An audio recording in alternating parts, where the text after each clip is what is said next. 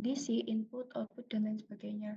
Lalu tujuan utamanya adalah membuat stakeholder paham. Jadi jangan sampai kita buat BUMN yang terlalu kompleks atau mungkin berbelit-belit, di mana stakeholder itu nantinya malah akan kesulitan dalam memahami proses yang terjadi.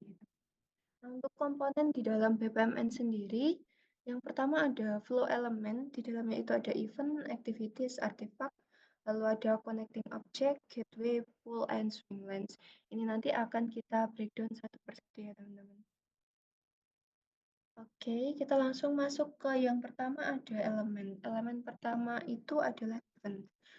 Event itu adalah suatu proses yang terjadi yang mungkin berdampak ke dalam proses bisnis. Jadi, event itu bisa berupa start event, intermediate event, dan juga end event. Nah, event itu di dalam memodelkan suatu proses bisnis harus ada start event atau bisa dibilang trigger atau suatu kondisi yang menyebabkan proses bisnis itu dimulai.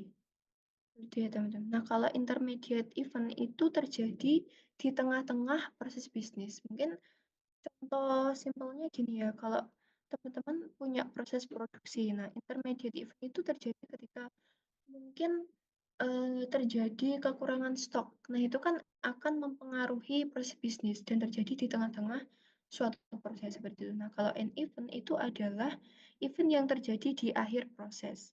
Setiap proses harus punya minimal satu end event. Itu juga dengan start event, setiap proses itu memiliki exactly satu start event gitu ya teman-teman. Jadi hanya satu. Kalau start, kalau end itu minimal satu, tapi bisa lebih dari satu. Nah, ini adalah jenis-jenis dari start, intermediate, dan end event. Masing-masing ini bisa berbeda-beda ya teman-teman. Nah, start itu ada yang general start event, lalu ada message. Message ini maksudnya suatu proses bisnis dimulai ketika terdapat suatu pesan yang diterima. Misalnya ketika direktur memberikan pesan kepada manajer untuk membuat suatu report bulanan atau report untuk case tertentu, nah itu bisa disebut dengan message start event. Lalu ada timer start event, seperti namanya ya, jadi ini mungkin ada waktu tertentu yang men-trigger suatu proses bisnis untuk dimulai atau terjadi seperti itu. Nah, kalau rule itu mungkin ada aturan-aturan tertentu di mana suatu proses bisnis hanya terjadi ketika aturan tersebut terpenuhi. Begitu juga dengan intermediate. Suatu proses bisnis bisa terimpact oleh si intermediate ini ketika mungkin di tengah-tengah proses ada pesan yang diterima atau mungkin ada jangka waktu tertentu yang sudah ditentukan di tengah-tengah proses untuk eh, apa namanya mungkin terminate atau menjeda suatu proses atau melakukan flow yang berbeda ketika suatu waktu tertentu itu terjadi. Begitu juga dengan rule sama ketika ada suatu aturan atau kondisi tertentu terjadi itu mungkin berpengaruh suatu proses bisnis ketika sudah terjadi di tengah-tengah atau proses bisnis tersebut sudah dimulai. Nah, kalau end event itu jenisnya di sini hanya ada dua, general end event sama message. Jadi mungkin kalau suatu proses itu terdapat message yang diterima, mungkin uh, proses ini dinyatakan sudah selesai. Mungkin ada message seperti itu dari atasan atau mungkin dari direktur dan lain sebagainya. Proses tersebut bisa dihentikan seperti itu. Kalau termination ini suatu kondisi ketika mungkin ada urgensi ya teman-teman. Jadi yang menyebabkan suatu proses itu terpaksa diterminate atau dihentikan. Padahal untuk regular prosesnya and eventnya itu tidak seperti itu. Nah ini contohnya uh, suatu proses order ya. Jadi proses order ini dimulai ketika message atau pesan yang berisi tentang pesanan dari customer itu diterima. Kemudian selanjutnya adalah proses order. Nah, lalu terjadi intermediate event. Ketika tidak ada credit limit, maka nanti akan dilanjutkan dengan mengecek apakah ada problem yang terjadi. Nah, setelah itu proses ini akan berakhir seperti itu. Jadi kalau start itu di awal, intermediate itu di tengah, kalau end itu di akhir. Seperti itu. Oke, selanjutnya ada activity. Jadi activity itu adalah prosesnya atau aktivitasnya yang terjadi di dalam proses itu. Kalau start, intermediate, sama end itu kan tadi adalah suatu event yang mungkin menandakan mulainya atau berhentinya suatu proses bisnis. Nah, kalau activity adalah aktivitas atau tugas-tugas yang terjadi di dalam proses tersebut. Ada 3 jenis di sini teman-teman, ada task. Task itu adalah single action di dalam proses bisnis yang nggak bisa di-breakdown lagi. Jadi mungkin contohnya adalah proses, memproses order order dari customer itu kan nggak mikroproses ya, jadi harus di-breakdown lagi ke dalam tas-tas yang sudah, apa namanya, sudah atomik gitu ya, sudah tidak bisa di-breakdown lagi. Itu disebut dengan tas. Nah, kalau suatu proses itu sifatnya general atau mungkin bisa di-breakdown lagi, itu namanya adalah subproses atau kumpulan aktivitas yang merepresentasikan sekumpulan dari tas atau subproses. Nah, jadi kalau di sini itu penjelasannya subproses itu bisa berupa sekumpulan tas yang atomik tadi atau juga sekumpulan subproses yang dia itu nanti akan bisa di-breakdown lagi menjadi banyak subproses seperti itu ya teman-teman. Nah, kalau call itu adalah subproses yang direuse pada proses bisnis lainnya. Jadi ketika subproses itu dibutuhkan kepada proses lainnya, maka itu disebut dengan call proses seperti itu. Nah, ini untuk notasinya, kalau tas itu bentuknya segi empat dengan rondet, apa namanya, dengan rondet ya teman-teman. Lalu kalau subproses ini ada lambang plusnya, di mana subproses ini nanti akan perlu di-breakdown lagi menjadi sekumpulan tas-tas. Kalau call activity, jadi bordernya itu lebih tebal dari tas.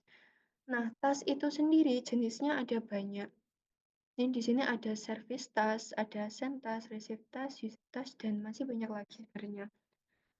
Mungkin kalau service task itu adalah suatu tugas yang melayani customer seperti itu. Lalu ada send task itu mengirim pesan, kalau receive task itu menerima pesan, user task itu adalah proses atau aktivitas yang dia menggunakan sistem informasi, jadi digitalized.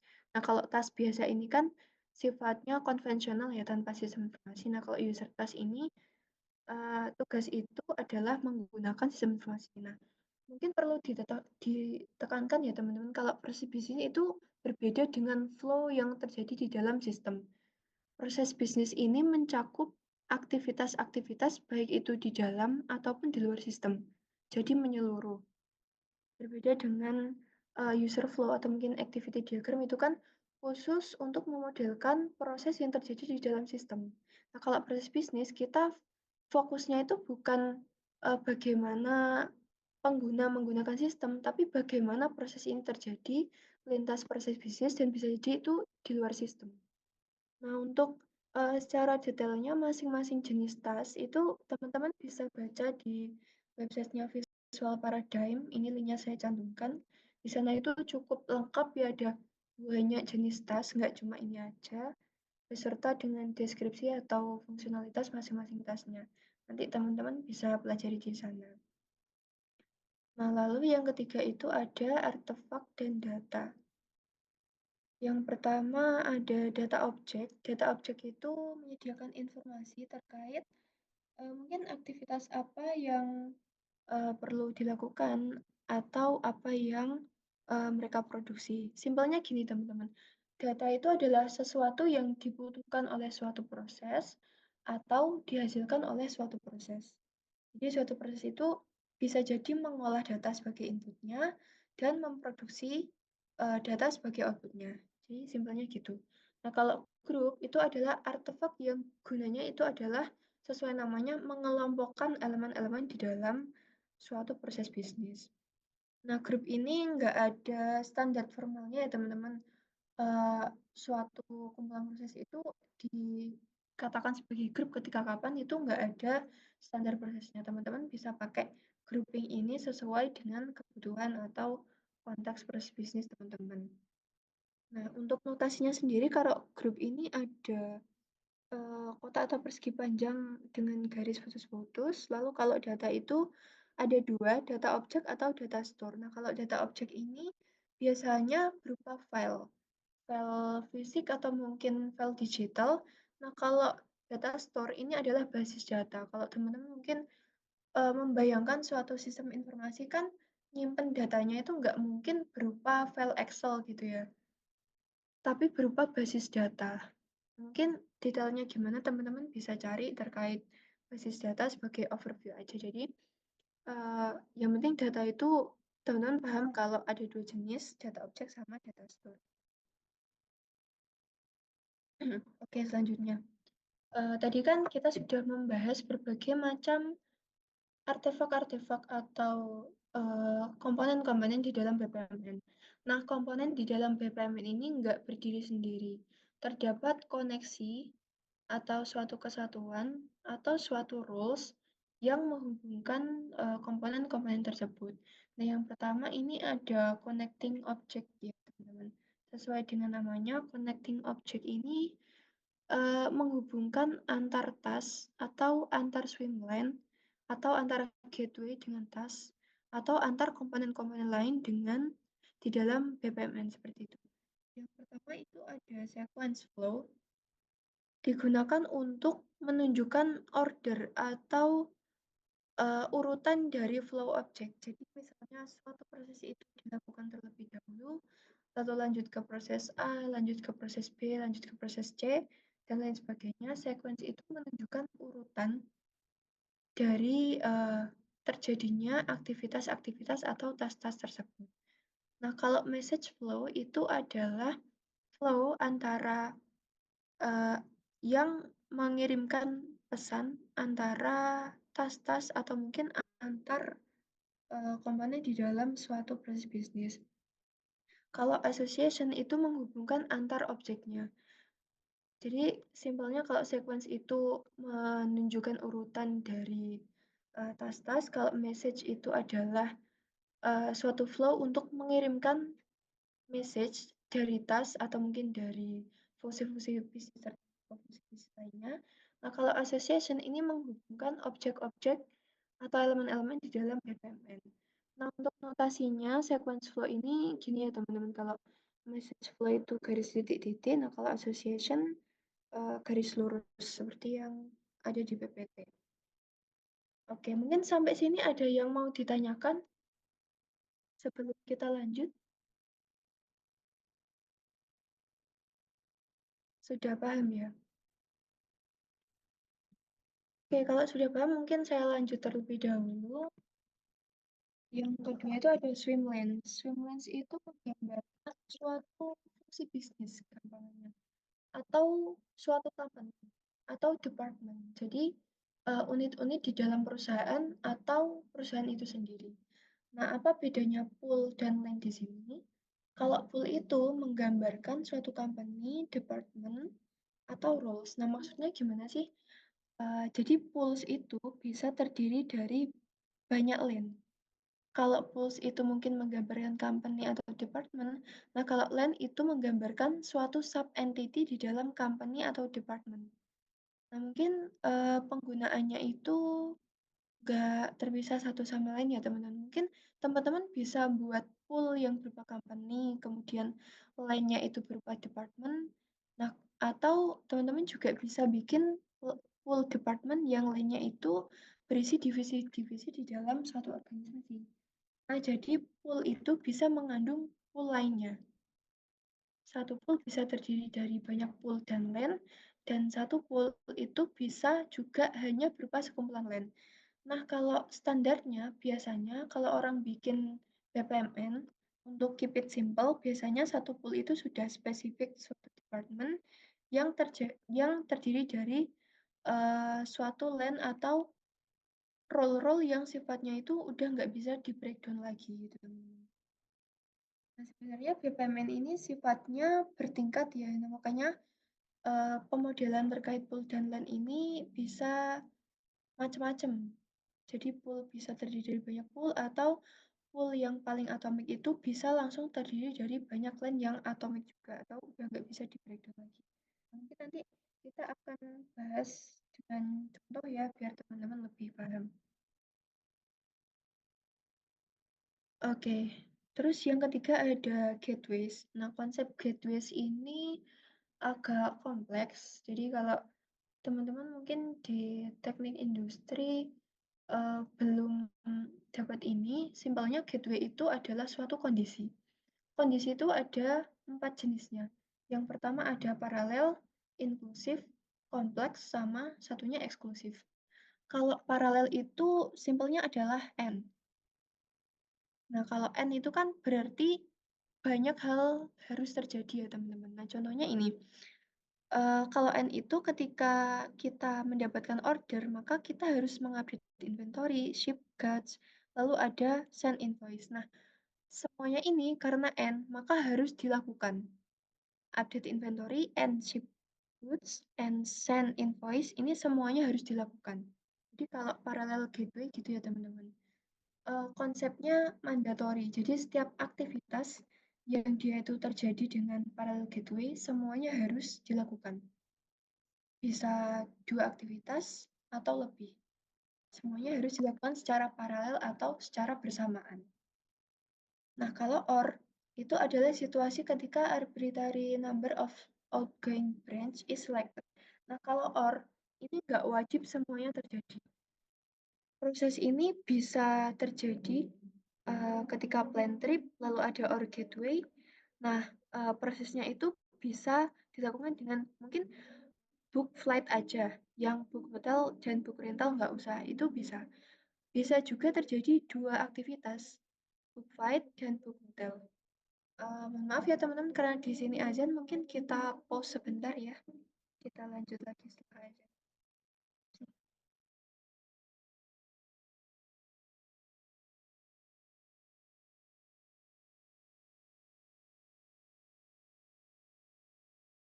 Oke, kita lanjutkan ya teman-teman. Mungkin saya ulas kembali. Jadi tadi kalau parallel gateway itu semua aktivitasnya wajib dilakukan. Kalau OR itu bisa milih satu atau lebih aktivitas. Jadi nggak semuanya wajib dilakukan secara paralel.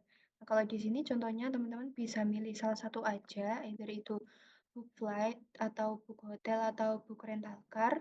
Tapi teman-teman juga bisa memilih 2 atau 3 mungkin. Tapi ini tuh tidak keseluruhannya wajib dilakukan. Nah, untuk notasinya, kalau parallel gateway itu lambangnya plus gini ya, M. Nah, kalau inclusive gateway, lambangnya itu apa, diamond dengan bulat di dalamnya gitu ya. Ada satu lagi sebenarnya teman-teman, namanya itu adalah complex gateway, tapi ini sebagai pengetahuan aja ya. Karena complex gateway ini sangat jarang digunakan di dalam memodelkan proses bisnis. Complex gateway ini dipakai ketika gateway paralel, inklusif atau eksklusif itu tidak bisa memodelkan atau menggambarkan proses aslinya. Jadi kalau di dalam proses itu kan ada yang namanya dead path dan lain sebagainya. Nah, kompleks gateway ini dipakai ketika hal-hal yang kompleks seperti itu mungkin terjadi di dalam prosesnya, tapi sangat jarang terjadi ya. Mungkin kalau teman-teman mau belajar lebih lanjut, bisa dicari tahu juga di websitenya Visual Paradigma, itu juga sudah dijelaskan. Tapi untuk saat ini kita fokus ke paralel, inklusif, sama eksklusif gateway aja.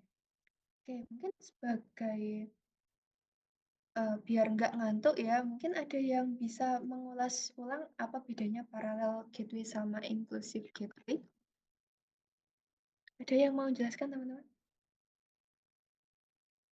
Karena Mungkin kalau ya silahkan Dewi, Dewi ya.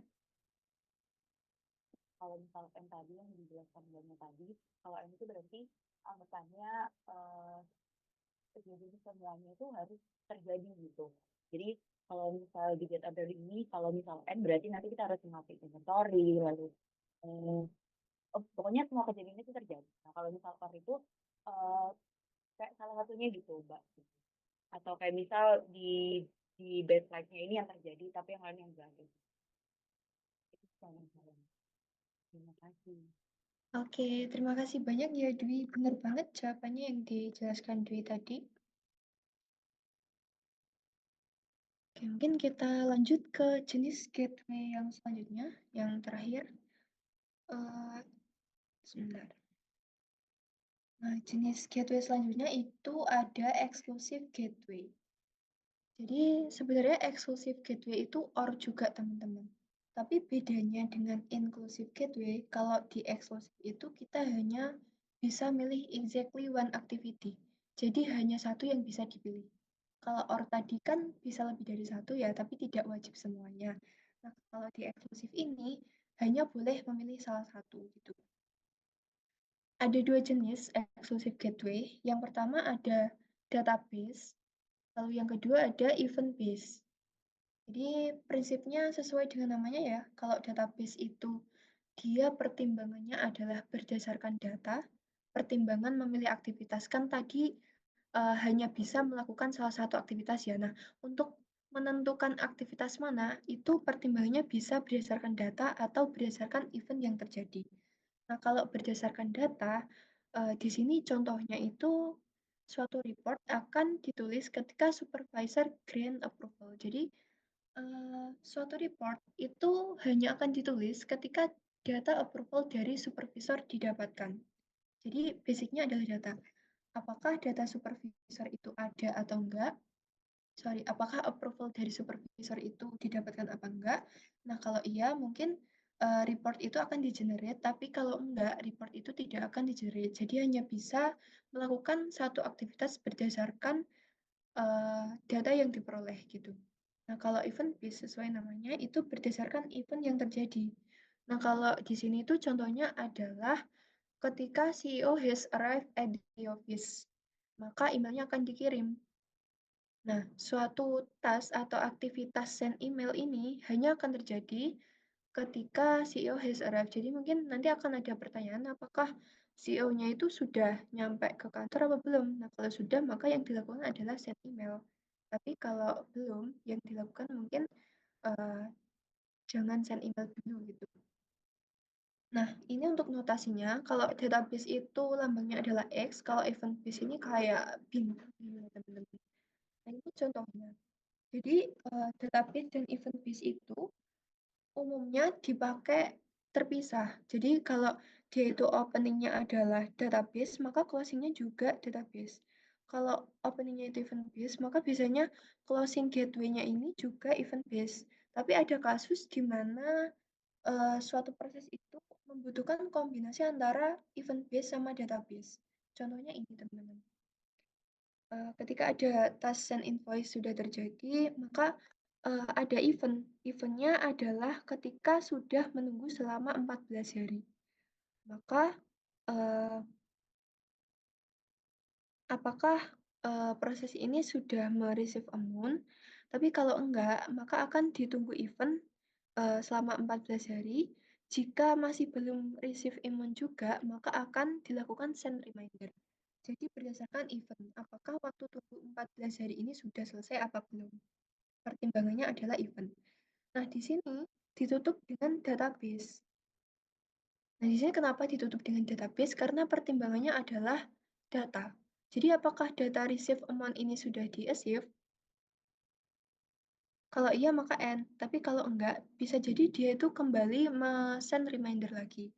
Jadi, ini adalah suatu contoh proses yang mungkin cukup kompleks ya teman-teman. Teman-teman mungkin bisa menggambarkan exclusive gateway ini secara terpisah aja biar lebih mudah dipahami. Jadi mungkin konsepnya seperti yang paralel sama inklusif ini tadi, sesuai kondisi yang terjadi apakah itu inklusif atau eksklusif. Begitu, maaf apakah ini paralel ataupun inklusif. Begitu juga yang exclusive gateway, apakah itu database atau event based. Nah, secara umum database atau event based itu biasanya terjadi secara independen atau terpisah di dalam suatu proses. Apakah pertimbangannya itu event atau data. Nah, kalau di case ini kan baik event ataupun data dua-duanya dipertimbangkan, jadi cukup kompleks gitu. Oke, nah ini adalah salah satu contoh BPMN.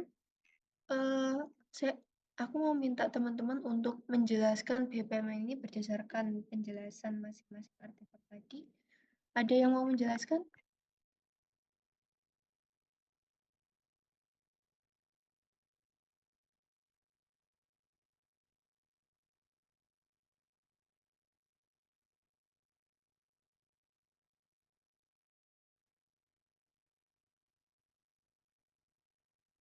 Ya, kalau nggak ada mungkin 057 Zaki, hadirkah?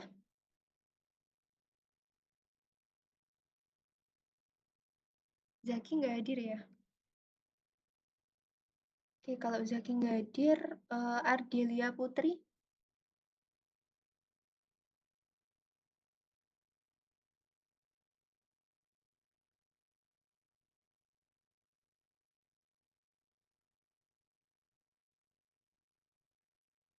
Ardelia,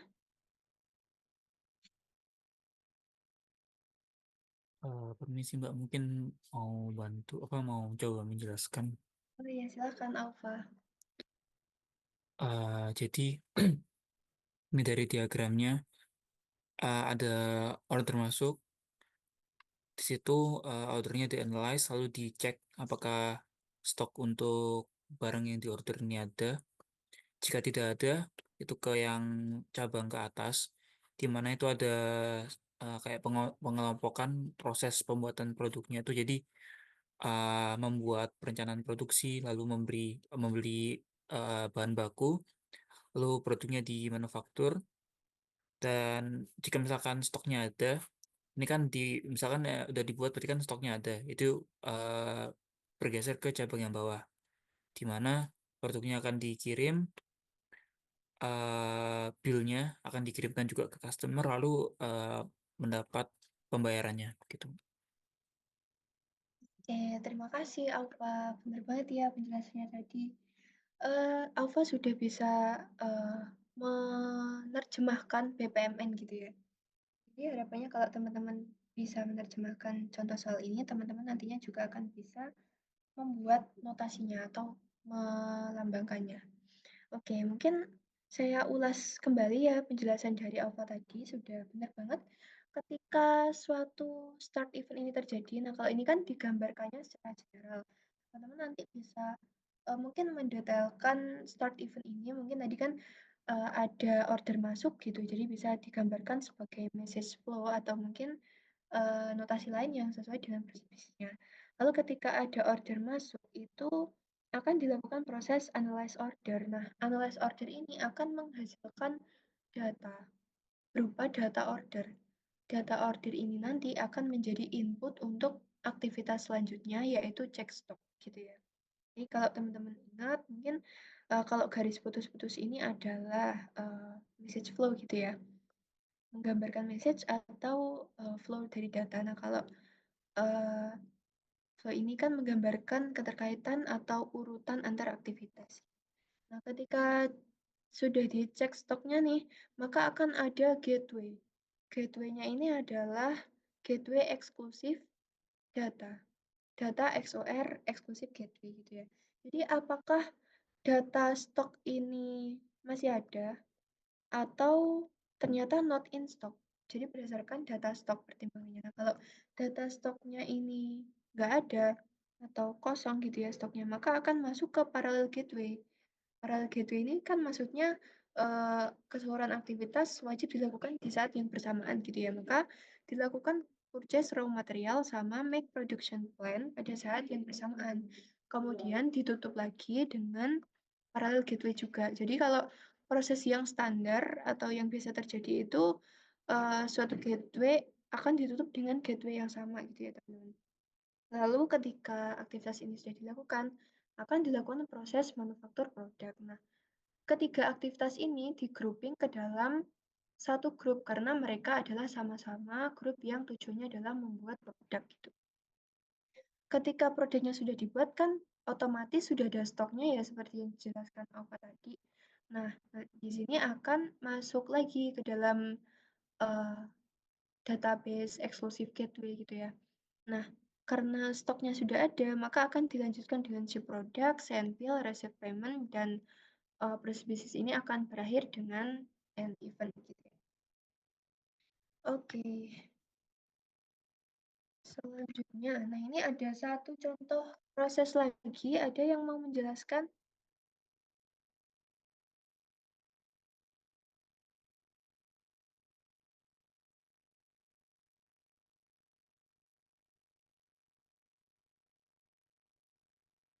Jihan, Jihan adakah?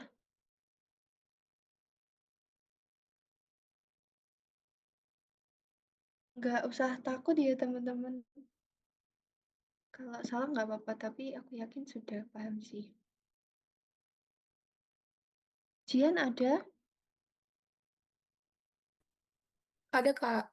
Ya, bisa dibantu jelaskan Jian? Bentar. Oke, nggak apa-apa kok. Sepahamnya aja.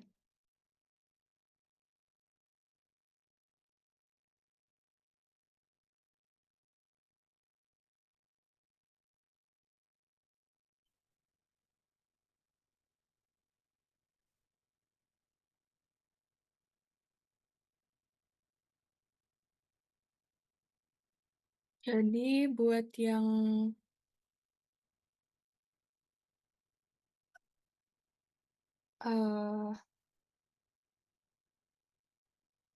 yang di sisi pembeli, itu ada analyze market. Itu pembeli menganalisis pasar untuk menentukan kebutuhan, lalu lanjut ke place order. Itu setelah dianalisis, pembeli melakukan pemesanan produk kepada reseller. Lalu untuk yang selanjutnya itu ke receive invoice, itu setelah pemesanan, itu pembeli menerima tagihan. Lalu yang receive products, itu pembeli kemudian menerima produk yang telah dipesan. Lalu selanjutnya itu ada settle invoice. Setelah pembeli menyelesaikan pembayaran, itu menerima tagihan dan produk. Lalu untuk yang di sisi reseller, itu yang receive order, reseller menerima pesanan dari pembeli, lalu si produk itu setelah pesanan diterima, reseller mengirimkan produk ke pembeli, lalu yang send invoice itu reseller mengirimkan tagihan kepada pembeli setelah mengirimkan produk, lalu yang receive payment itu pembeli setelah pembeli membayar tagihan, reseller menerima pembayaran, lalu yang archive itu reseller kemudian mengarsipkan dokumen dan menyelesaikan transaksi. Oke, terima kasih ya Jian. Benar banget jawabannya sudah menggambarkan terkait proses bisnis ini. Ingin saya ulas kembali ya. Jadi di sini tuh di dalam BPM ini ada dua pool ya teman-teman.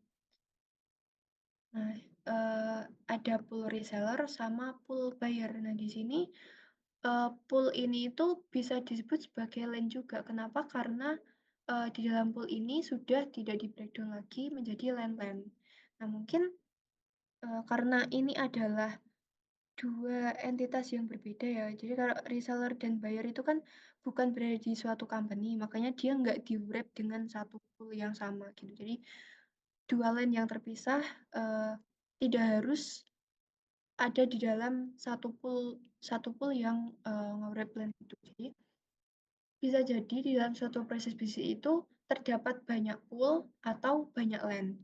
Nah, biasanya kalau ada banyak pool atau banyak land, itu nanti akan ada message flow yang menghubungkan data antara kedua land tersebut. Nah, contohnya ini, ketika aktivitasnya dimulai dari buyer, buyer menganalisa market, lalu buyer place order. Nah, di sini akan ada message flow yang gunanya adalah mengirimkan pesan atau data kepada reseller. Di sini reseller itu akan menerima order. Nah, kan tadi teman-teman lihat ya ada banyak sekali jenis tas. Jadi nggak cuman kotak gini aja teman-teman. Ada yang dia itu send message atau receive message. Nah, sebaiknya kalau teman-teman mengerjakan suatu proses bisnis, pemilihan activity atau tasnya ini sesuai dengan aktivitas yang dilakukan. Contohnya ini kan setelah place order mungkin akan ada send order to reseller gitu ya. Nah, maka memodelkannya itu menggunakan send task atau send activity. Terus di sini kan receive order bisa pakai yang receive task atau receive activity gitu ya. Nah, kalau dari sisi buyer di sini ada parallel gateway lagi di mana proses receive invoice yang dilanjutkan dengan settle invoice ini dilakukan secara paralel atau bersamaan dengan receive product. Nah, lalu di sini akan selesai. Nah, kalau kasusnya ada 2 line atau 20 di sini, bisa terdiri dari lebih dari satu start dan lebih dari satu end gitu ya teman-teman. Tapi kalau satu pool biasanya hanya akan ada satu end gitu. Nah, kalau dari sisi resellernya juga sama ketika dia receive order, dia akan ada parallel gateway di mana send invoice dan receive payment ini dilakukan secara bersamaan dengan si produk, lalu ditutup gateway-nya, lalu akan dilakukan accept atau pengarsipan order gitu ya. Terima kasih Jian tadi sudah menjelaskan terkait prinsip bisnisnya. Oke, sampai sini mungkin ada yang mau ditanyakan teman-teman. Bebas ya mau nanya apa aja, mungkin ada yang dibingungkan atau diulas ulang, ada suatu part yang perlu diulas ulang. Atau sudah jelas semuanya?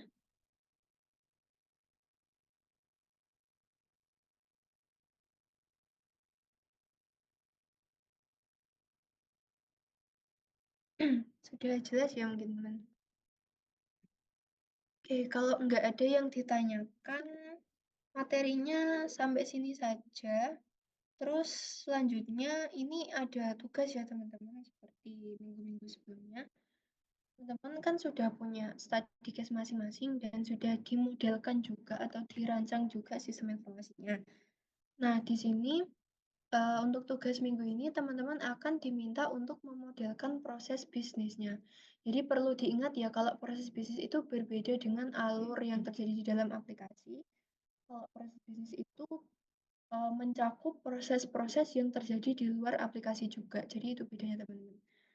Nah, sebagai sistem analis, mungkin ini sedikit cerita ya, kalau sistem analis itu kerjanya adalah menganalisis proses bisnis, mengidentifikasi gap, lalu mengusulkan proses baru menggunakan sistem informasi gitu. Jadi kita perlu analisis proses bisnis yang sebelum menggunakan aplikasi atau sistem informasi itu bagaimana sih? Itu disebut dengan as is proses ya biasanya. Jadi nanti teman-teman pertama memodelkan dulu proses yang terjadi sebelum pakai sistem yang teman-teman usulkan itu bagaimana. Lalu proses setelah menggunakan aplikasi atau sistem informasi itu bagaimana. Jadi ada dua, ada as is, ada to be. Kalau as is kan previous prosesnya sebelum pakai sistem informasi. Nah, kalau to be itu adalah proses bisnis setelah menggunakan sistem informasi. Nah, harapannya adanya sistem informasi ini kan tujuannya adalah untuk efisiensi atau optimasi proses. Nah, pastinya sebelum dan sesudah memakai aplikasi itu akan berbeda ya fungsi maaf proses bisnisnya ya. Jadi harapannya sistem informasi itu bisa cutting proses, mungkin menyederhanakan proses atau mengoptimalkan proses atau menambah value atau efisiensi dari suatu proses. Jadi proses yang dilakukan menggunakan SI pasti akan berbeda dengan proses manual yang sebelum menggunakan SI. Nah, mungkin satu hal yang perlu di-note oleh teman-teman, jadi ketika kita mengusulkan solusi sistem informasi itu tidak sekedar merubah dari yang awalnya kertas jadi digital. Jadi kalau bisa bukan hanya merubah apa yang sebelumnya manual yang tas pakai kotak-kotak itu menjadi digital, menjadi user task, tapi flow-nya tetap sama. Nah, itu praktis yang nggak efisien ya. Tujuan SI itu kan kalau bisa ya dia cutting proses atau menyederhanakan, mengoptimasi atau mengefisiensikan. Nah, nanti harapannya dengan memodelkan BPMN ini teman-teman jadi tahu sebenarnya solusi yang diusulkan teman-teman ini apakah sudah berdampak terhadap efisiensi proses atau belum. Nah, kalau ternyata alur prosesnya masih sama, itu berarti sistem informasi yang diusulkan itu hanya sekedar digitalisasi ya, merubah atau mengganti yang awalnya manual jadi digital atau yang awalnya kertas jadi digital.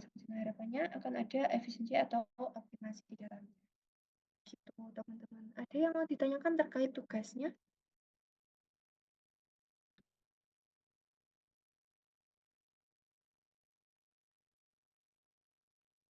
Sudah cukup jelas?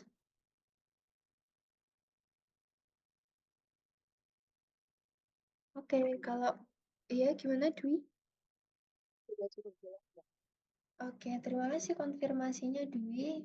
Kalau nggak ada yang ditanyakan terkait materi maupun tugas, bisa diakhiri ya Pak Indra? Oh ya, baik.